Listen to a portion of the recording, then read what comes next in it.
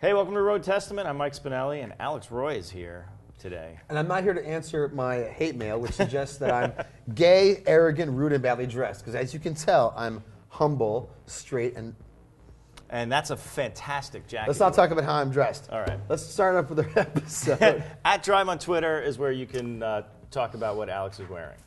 Also, What I'm going to be driving. what you're going to be driving. I just ordered a Morgan three-wheeler, and yes, I am friendly with Charles Morgan. Not going to lie about it. But it has nothing to do with why I'm buying this car. It's clearly awesome. Right. But even you said, Even you, even someone like me. the pillar of automotive wisdom, why are you buying this Right.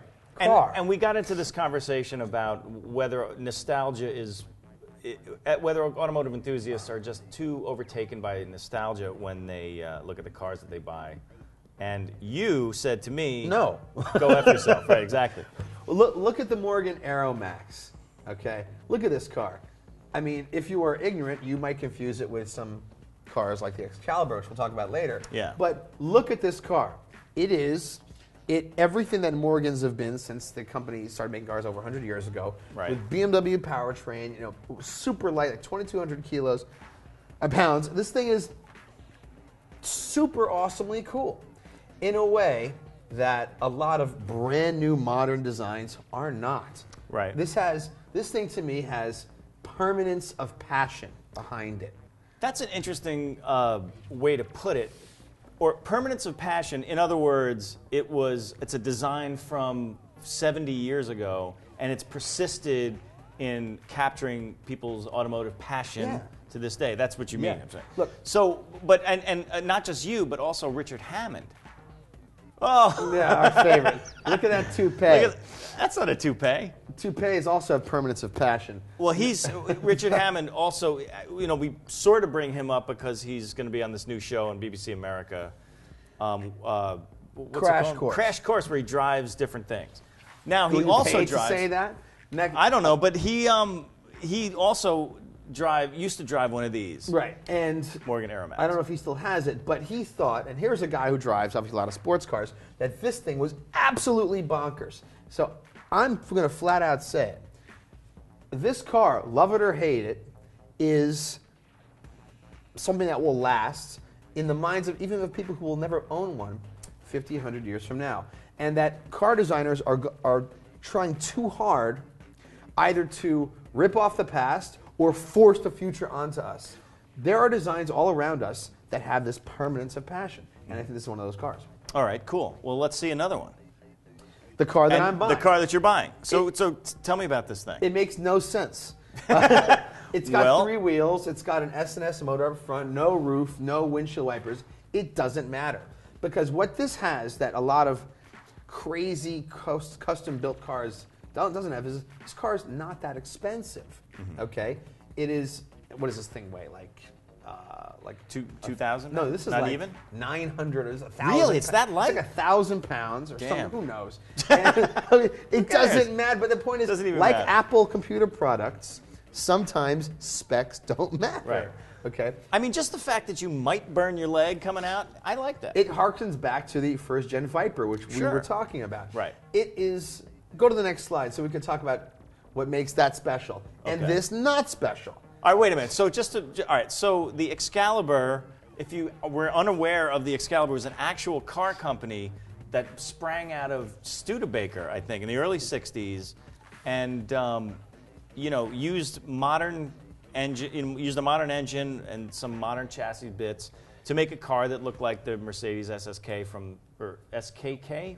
SSK. SSK, But this yeah. car falls into what's called the Uncanny Valley, which is like in the Terminator. It's like Terminator shows up, he looks human, but as soon as he's been shot a few times, since starts to fall off, he's clearly not human. And so you get really freaked out You by really that. revolted. And that's the Uncanny Valley. As things that look human approach looking human, Right. there's like the last 97, 99% realism, that gap, people's like desire to be with that thing falls into a valley, the Uncanny Valley of Really? revulsion.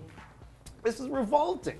Well, Why? but does this still? But it's still nostalgia that made people want to buy this car. Yet it didn't sell in large numbers. Well, no, it's a low volume boutique manufacturer. Well, kind of so thing, is but- Morgan, but they have a devoted client base. And the Excalibur, I mean, what makes this revolting? Look at it. Is because it's like a prostitution and whoring out of what Morgans actually are. This car has no history. And there's other examples of this to this day that persist. What's the Wiesmann? Mm-hmm. Like, I can't. Oh. What do you think? What do you think of this thing? Well, the problem is it's derivative without looking, without actually having the real. When you look at a Jag, right? When you look at an XKE, Even a from new the one. old days, even a new one, right? It's got probably a little less so the new one, Right. but the old days, before you had to build the doors up this high to meet the standards. Right. The DNA was there. The DNA was there. There's something pure about the design. I mean, this thing disgusts me because it also has none of the history that a Morgan has. Well, that's the And problem also with the Excalibur. I mean, it's like, okay, so they wanted to copy the Mercedes SSK, and they wanted to copy, well, nothing in particular, just a sort of feeling. I mean, right? I was hoping we disagree more on this. Well- but the reality is, how many cars are made today that you would want to see copied, ripped off, or replicated in some fashion in the future? Would you go back and buy? I think there's one. Of course. Well, I mean, Actually, I wouldn't want one of these, but go on. Well, the thing about this, all right, now I guess it depends on where your nostalgia is, right? So if your nostalgia is for Back to the Future, and if you remember when DeLorean was trying to build his own car company out of But old would you cloth. would you want to own this as is, as if new off the showroom floor? Because I wouldn't. But I would love to own a DeLorean if I could buy one with a monstrous engine. And Matt Farah drove something like Right, that recently, exactly. which broke down. Well, you bring up an interesting point. So Morgan has been building cars since the 20s, right? Or even before that. Yes. And so they're still building the cars that they once built, but only with modern technologies. Actually, you can rephrase that. They're still making the same cars. Well, almost the same. Okay, Except that it's got a, instead of Better engines. better engine. And so their design language just follows history. Right. And then the drivetrains follow technology, which is something a lot of car manufacturers should learn, even bigger manufacturers. Right. Because they're trying to get their design language to follow technology. Right. Instead of history. So But if this had like a BMW V8 in it, say, yeah. twin turbo. Yeah. Yeah, I think that. All right. I mean, so. Yeah, and not that only And because not 1,000 Morgan uses horsepower, BMW V8. Not 900 horsepower, 400 horsepower. Sure. Yeah.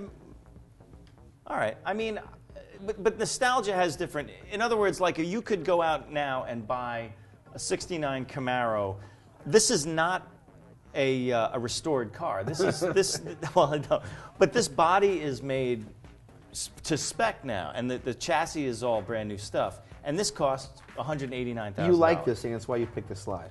Well, I don't like it in this guise right here. I mean, Guys, I think change the color. Explain to me why this is cool. so. These like you're just killing me. The problem, I mean, the reason why it's cool is that it goes back to a day before design was compromised by safety. And yes, modern cars are much safer, right? But this design wasn't compromised. Wait a second. Why? What does this cost? $189,000. Now our friend Mike Musto, we're just talking about trying to get the other shows, plugging their shows. That's true. I'm not plugging their shows. Big Muscle, watch it. Musto's got a great point. Right. $70,000-$80,000, you can get a Pro Street Well, that's true. car, Right. which looks exactly like the original, which is what I want, Right. but with modern tech. Why do I want this for twice as much money? No, see, I totally agree. I don't think this is particularly cool. Just to Okay. make that clear. I mean, if this had a higher tech, That's the ghost V8. of the original coming The back originals. and telling you you're whoring me out and stealing my thunder.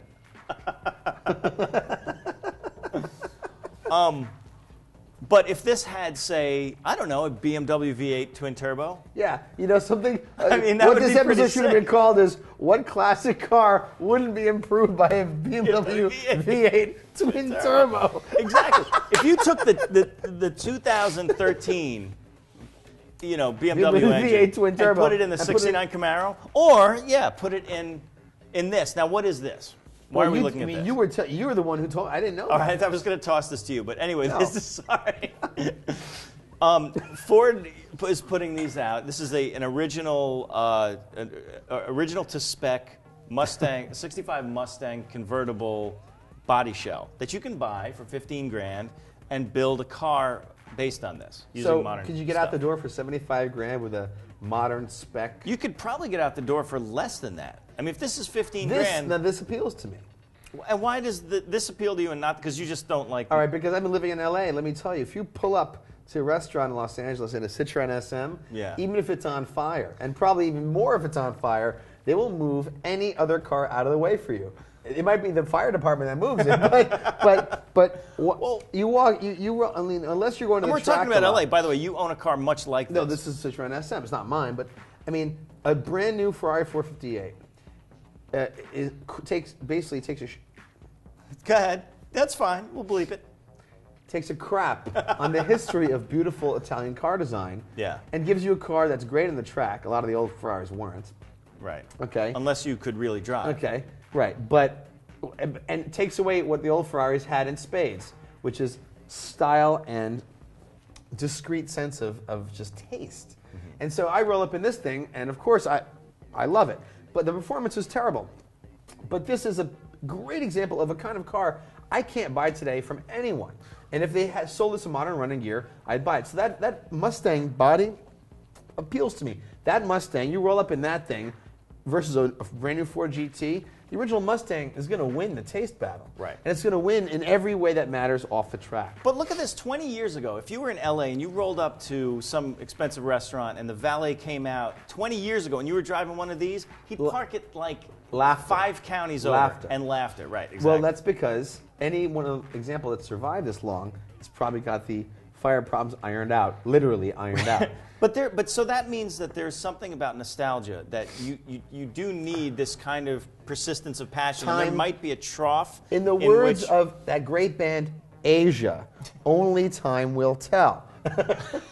And the same thing goes for the DeLorean, and the same thing goes for some late 70s 911s and Dinos and many other cars. Right. But when they pass the test of time, then people want that car. And as they've often, as Matt Farah found with the DeLorean, and as I found with this car, it is a great burden of expense to own it. Well, I've got one for you then. Talking about only time will tell. Yeah. And first gen Viper. This is. So do you think in 50 years or 60 years people are going to be buying reproduction Vipers from the first? I think the first generation Viper is going to come back as something really. So this really is the special. iconic one because as they've improved the design, well, they've actually made it less distinctive. What did you think of the new Viper design? It looks like a ZR1. But I like the design as a piece of design. I don't like it as something that's going to shatter the world. This shattered the world when it came out. Yeah, and I'm telling you that this thing, in the future, this will be one of those things that, like an AC Cobra, it's one of a kind. And people may want it with an electric drivetrain. You don't know. Well, that's okay? All right, so wait a minute. You bring up an interesting point, right? So nostalgia, what you're talking about with the Morgan, with an improved drivetrain with what's modern now, what's modern in 50 years let's just be clear here different. about the Morgan. Yeah. The Morgan is in a very special niche. Mm-hmm. And I can't believe they're as cool as I'm saying they are, because Morgans were always fast. Mm-hmm. Morgans were always light. In fact, their brand actualization, and we talked about also, it's like Maslow's pyramid of brand actualization. Porsche, Ferrari, no matter what they make, generally follow certain rules. The rear engine, weight distribution, performance. Morgan's lightweight, high power. So the updated drivetrain, the engines are outsourced because they couldn't afford to sell cars if they made them themselves. Right. The engines are arguably better, but they're probably not that much better than if they were making them themselves. But there are some cars like this where, yes, the power matters, but it's the design that tells the story. In some cars, the power tells the story, the design doesn't matter. Right. So, but right now, this thing just looks dated. But I mean, I kind of feel like at some point. I think this picture is not its most No. appealing It's but it's also,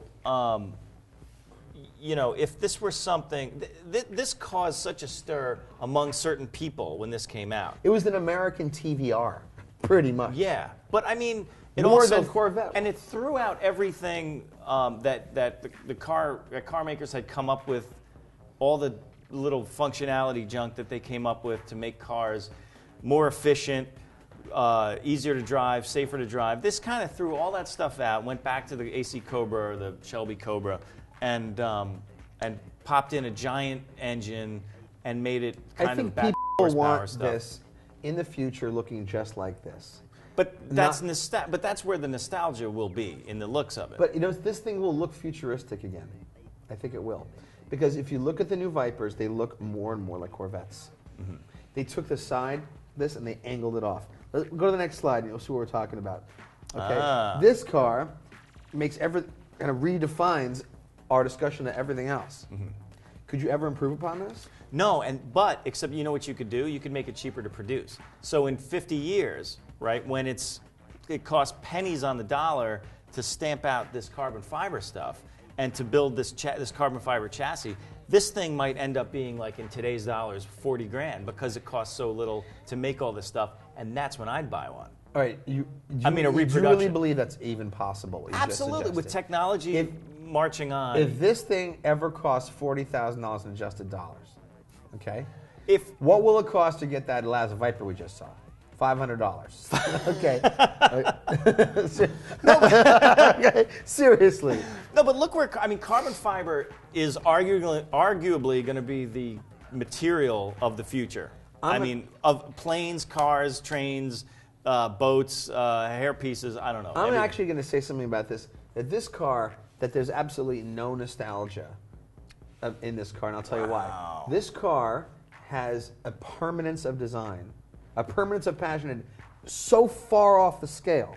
And it's also unusual in that no compromise is involved in its design. It was the best car they make then, and even today, very difficult to find a car better than this as a total car. That's why I think it's going to have so much value as a nostalgia play 50 years from now. I think it'll never be a nostalgia play. I don't think it'll ever be replicated. I don't think McLaren would allow it to be. That's another story. Are there McLaren kits? It depends on where McLaren is 50 years from now. They might be a very successful automaker in 50 years and do what Datsun did. Remember when Datsun went and bought up a lot of the old 280Zs or 240Zs, and then they resold them in dealerships before the Z came out? Remember that? Like late 90s they did that? So maybe at some point McLaren might want to, talk about its heritage, and they're so technologically advanced by then that they could almost stamp these out. I don't think they would ever do that. And I don't think they would for other reasons. But there's one more thing to say about this before we get to our final slide, which is, ask yourself about any car that we've talked about today, and ask yourself if in your mind or the mind of a child when they see it, is the story over? And the story of the Mustang is never over, because it represents everything about coming to America, growing up here, getting your first car, a powerful car, the top down, the music loud. That Mustang Camaro, that's the niche. That story's never over. All that happens is that the manufacturers forget what makes those stories, pure and bring passion to the buyer. You're bringing a tear to my eye. I can't believe I should be in GM and Ford marketing. Okay, those stories are never over. Some car stories, it's over. Yeah. The DeLorean story. Are you saying? This means something different. This is a next level up from that traditional coming to America, American dream. Well, this is a different story. This is the story. This car will never start for most people. Until it's 40 grand. Because the car's capabilities and the type of person it was meant for is the kind of person that very few exist like that. Right. Whether even the car's 40, you're going to see graveyards full of replicated F1 owners. And which brings us to our last slide. You asked me. Mm-hmm. You asked me, Fisker, what car might people buy 50 years from now? Yes. I said this. What do you think I'm right? I'll tell you why, but I think I don't see it, but you have to. You have a pretty good explanation. Here's my theory. Next week I'll come in and listen to you and tell me why I'm wrong. No, I think it's a good-looking car. I think Fisker kind of knocked this design out of the park for a modern four-door sedan. I'm telling you, 50 years from now, this car, and I hope Fisker probably would not like that I'm saying this. I wouldn't want to see Fisker see their design alongside the Citroen SM and the DeLorean. Okay. However, you know, those were cars that were iconic. Maybe, you know, in the SM's case, we knew it at the time. That did not have everything they needed to become the icons that they later really, you know, took their place as. And gas engines are at 95% maturity today. Electric hybrids are at 5%, 1%.